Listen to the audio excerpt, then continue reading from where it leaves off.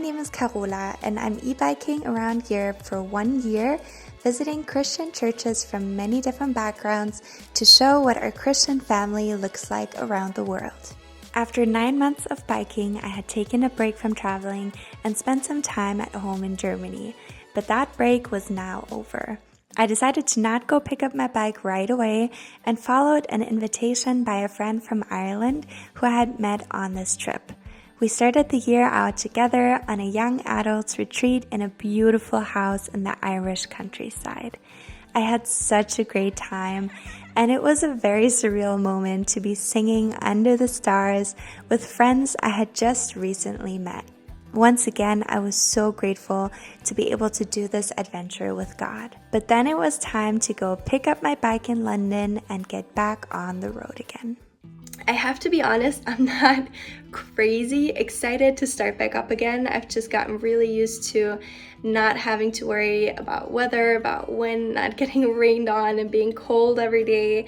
And now it's just gonna be me again and solving my problems by myself, but I know it's gonna be worth it. I know I'm gonna meet a lot of really great people, so I'm trying to keep that in mind.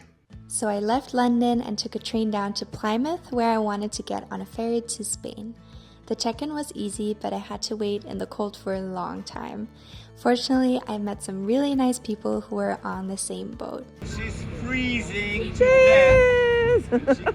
After what felt like hours, it was finally time to get inside, leave my bike in a safe place, and take the most important stuff with me upstairs.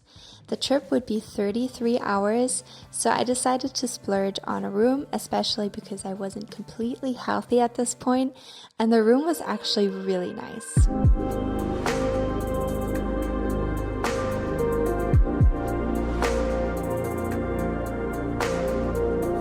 I never expected this to be this nice.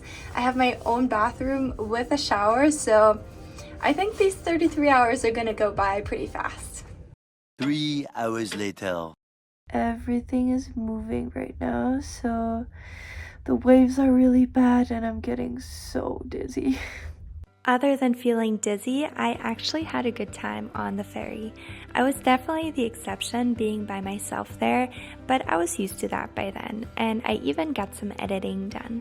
I have to say though, I was very relieved when it was time for my last night on the ferry before arriving in Santander. I got up really early to get off the boat and was greeted by a beautiful sunrise in Santander. But my excitement very soon came to an end. The Airbnb that I'm staying in is so gross. There's dog hair everywhere. It smells so disgusting, and there are like spots all over this bedsheet. It's so gross. I had booked this Airbnb for 4 nights because I was still sick then, and I anticipated that I would be very tired after the ferry ride.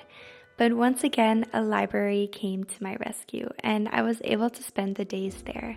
It's really interesting how prayer can turn things around. Nothing had really changed with my situation. I still had to sleep in a gross and smelly bed every night, but I felt so blessed to have this beautiful library.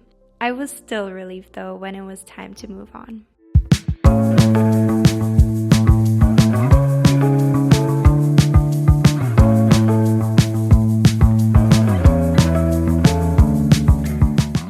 I was supposed to take another bus, but the bus didn't have enough space for my bike, even though I booked a bike ticket.